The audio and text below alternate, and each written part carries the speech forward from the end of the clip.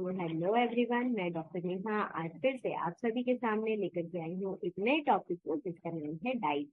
Diet यानी कि क्या होती है डाइट, क्या होती है हेल्दी डाइट और क्या होते हैं इसके गोल्डन रूल और कब कितना खाना खाना चाहिए, वो सारी चीज इसके अंदर हम कवर करेंगे।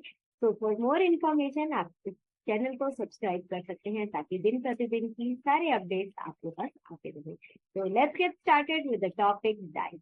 तो डाइट यानी कि भोजन, यानी कि आमतौर पे खाया जाने वाला खाना। अगर इसकी बात करें तो कभी भी डाइट को खाना खाने के तीन पर्सपेक्टिव इंपॉर्टेंट माने गए हैं। सबसे पहला है एनर्जी।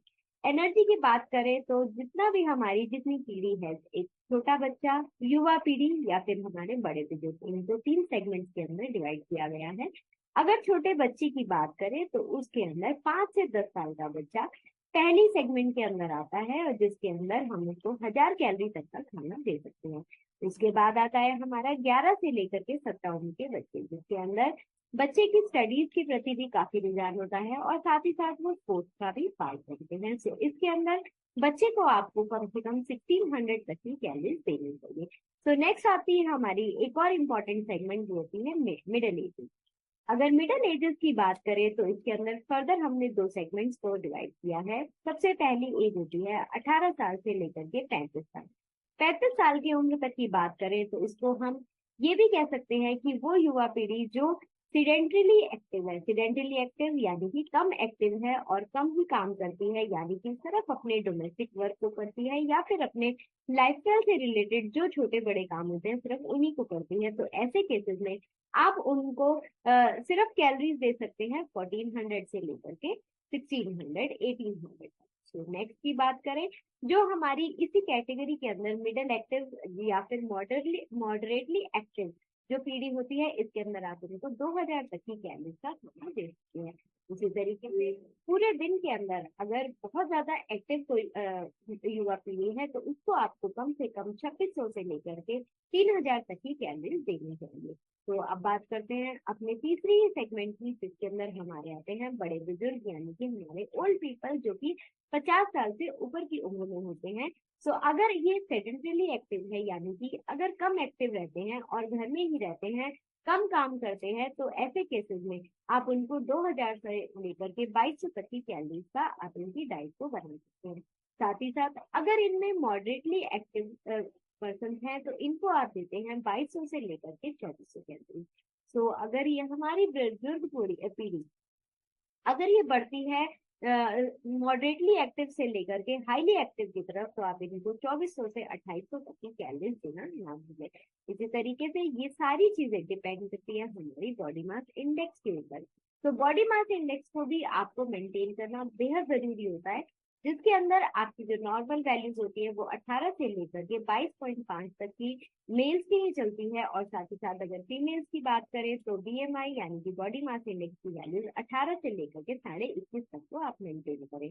तो अगर हम कार्ब्स की बात करें या फिर अपनी कैलोरीज की बात करें तो इन सारी चीजों को हम आपस में एक दूसरे से कंसर्न करते हैं। तो सबसे पहले हम बात करते हैं अपने सेकंड पर्सपेक्टिव की। Number 1 perspective energy, number 2 perspective is tissue growth. अगर आप अच्छी डाइट को ले रहे हैं यानी कि अगर आप हेल्दी डाइट को फॉलो कर रहे हैं तो डेफिनेटली आपको ये देखना है कि हमारा जो टिश्यूज है, यानी कि हम जितने भी लाइफस्टाइल से रिलेटेड अपने जो काम करते हैं, चाहे वो मॉडरेटली एक्टिव हो चाहे फिर वो सुपीरियर एक्टिव हो, लेकिन उनकी टिश्यूज का रीजनरेट होना भी उतना ही इम्पोर्टेंट होता है। साथ ही साथ आपके जो टिश्यूज हैं वो रेगुलरली रिपेयर हो रहे हैं या नहीं हो रहे हैं, इससे आप अपने आप को मेंटेन कर सकते हैं। तो नेक्स्ट हम थर्ड पर्सपेक्टिव की बात करें जो कि होती है रेगुलेशन ऑफ द मेटाबॉलिज्म। यानी कि आप जितना भी खाना खा रहे हैं, जितनी भी डाइट आप ले रहे हैं, उससे आपका मेटाबॉलिज्म कितना इफेक्टेड है, यानी कि आपका जो मेटाबॉलिज्म है वो एनर्जी को रेगुलरली कन्वर्ट कर पा रहा है या नहीं कर पा रहा है। क्योंकि आप अपने लाइफस्टाइल के अकॉर्डिंग अपनी डाइट को प्लान करते हैं और साथ ही साथ अगर प्लान कर रहे हैं तो जितनी डाइट आपने ली उसके अकॉर्डिंग, आपके खाने के अकॉर्डिंग, आपकी लाइफस्टाइल के अकॉर्डिंग उतनी एनर्जी आपके अंदर होनी चाहिए। तो ऐसा माना जाता है कि आप आइडियल लाइफ को फॉलो करते हैं। साथ ही साथ जो मॉडरेटली जो फंक्शंस होते हैं हमारे मेटाबॉलिज्म के, जैसा कि ब्रीथिंग, जैसे कि डाइजेशन, ये दोनों चीजें अगर नॉर्मल तरीके से हो रही हैं, यानी कि अगर हम ब्रीथिंग की बात करें, आप चल रहे हैं फिरते हैं और आपकी ब्रीथिंग जो है वो ठीक है, आप बैठते हैं तो आपकी ब्रीदिंग स्लो होती है, आप अगर रनिंग करते हैं तो आपकी ब्रीदिंग थोड़ी सी हाई हो जाती है। इसका मतलब आपकी जो मेटाबॉलिज्म है आपकी डाइट के उपलक्ष्य में दोनों ही ठीक है। इसी तरीके से अगर डाइजेशन की बात करें तो यानी कि आइडियल डाइजेशन को आप मेंटेन करें। आप जैसा भी खाना खा रहे हैं क्या वो डाइजेस्टिबल है या इजीली डाइजेस्टिबल है, तो इसके लिए आपको ध्यान करना चाहिए आप लोग ग्लाइसेमिक इंडेक्स के खाने को खाएं। और साथ ही साथ अगर डाइजेशन से रिलेटेड कोई संबंधी आ रही है यानी कि एसिडिटी जैसी कोई दिक्कत आ रही है तो ऐसा माना जाता है कि आपका जो डाइजेशन है वो इतना अच्छा नहीं है। तो इसके लिए आपको अपनी डाइट को एक बार मैनेज करना जरूरी है। तो अगर आप डाइजेशन की बात करें तो आपने ये चेक करना है कि अगर आप डेली मॉर्निंग में आमतौर पे रेगुलरली अगर फ्रेश हो जाते हैं, एक्सक्रीशन कर देते हैं या एक्सक्रीट करते हैं, तो इसका मतलब आपकी जो डाइट है वो ठीक है और आपका जो डाइजेशन है वो भी परफेक्ट है। साथ ही साथ आपने ये भी गौर करना है कि जो स्टूल पास हो रहा है वो ना तो ज्यादा लिक्विड होना चाहिए और ना ही किसी सॉलिड फॉर्म में होना चाहिए।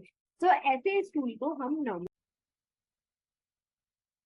चलते हैं अब अपने अगले पड़ाव की तरफ, जिसके अंदर हम आपको कुछ एग्जांपल्स लेकर के कैलोरीज का मापदंड बताएंगे। तो चलते हैं सबसे पहले सेगमेंट की तरफ, जिसके अंदर हम आपको डेयरी प्रोडक्ट को लेकर के बात करेंगे। आमतौर पे कंज्यूम करने वाला डेयरी प्रोडक्ट जैसे कि लो फैट मिल्क, जैसे कि योगर्ट। अगर हम एक गिलास दूध की बात करें जो कि लो फैट है तो उसके अंदर आमतौर पे 120 से लेकर के 125 कैलोरी तक पाई जाती है। उसी तरीके से अगर आप योगर्ट की बात करें यानी कि बिना पानी के दही की अच्छे जमे हुए दही की बात करें तो एक कटोरी दही के अंदर आपको 225 के लगभग कैलोरीज मिल जाती है। अब हम कंपैरिजन करेंगे अपने सेकंड सेगमेंट के अंदर, जिसमें हम कुछ फ्रूट्स की बात करेंगे जैसे कि सेब। आमतौर पे खाया जाने वाला सेब, अगर 100 ग्राम आप सेब को कंज्यूम करते हैं तो इसके अंदर आप 80 से लेकर के 85 कैलोरीज को लेते हैं। उसी तरीके से बनाना, अगर आप केले को ले रहे हैं तो 100 ग्राम जो बनाना होता है वो आपको नियरली 105 कैलोरी तक देता है। और अगर हम बात करें डेट्स की यानी कि खजूर, खजूर की बात करें तो इन दोनों से कंपैरेटिवली खजूर का मापदंड थोड़ा ऊपर पाया जाता है और ये मिलता है हमको 228 कैलोरी में। अगर हम बात करें अंगूर की तो एक कप अगर आप अंगूर खाते हैं यानी कि 100 ग्राम अंगूर लेते हैं तो उसकी कैलोरीज होती है करीब करीब 115।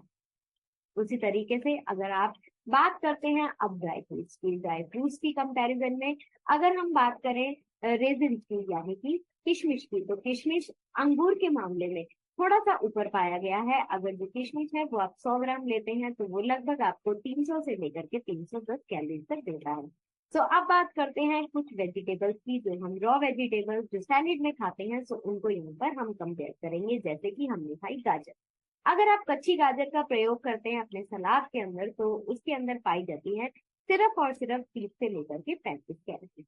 उसी तरीके से अगर आप कॉर्न सैलेड बनाते हैं यानी कि भुट्टे से बना हुआ सैलेड, चाहे वो स्वीट कॉर्न सैलेड हो चाहे वो नॉर्मल सैलेड हो, नॉर्मल कॉर्न का सैलेड हो, तो इन दोनों के अंदर आपको मिलता है 89 से लेकर के 92 कैलोरीज तक, यानी कि 90 के लगभग कैलोरीज आपको कॉर्न सैलेड से मिलती है।